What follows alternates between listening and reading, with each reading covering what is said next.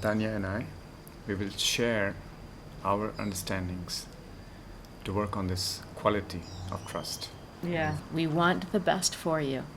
Like, we really want the best for you. And it is our, like, purest intention on this earth that we will travel to places which is expanded and beautiful and loving, and that we will all experience a level of growth on this retreat that we'll be really grateful for and we'll remember.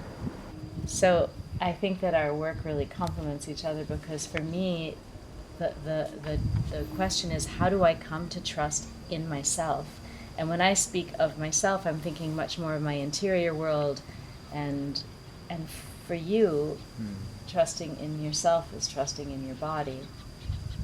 It starts from there for sure.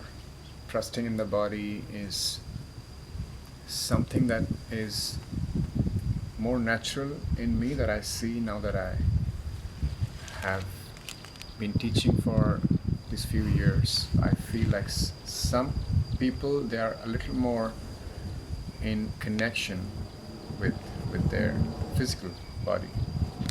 But I also, at this phase of my life, I really understand the importance of the real self-trust of who I am as a person.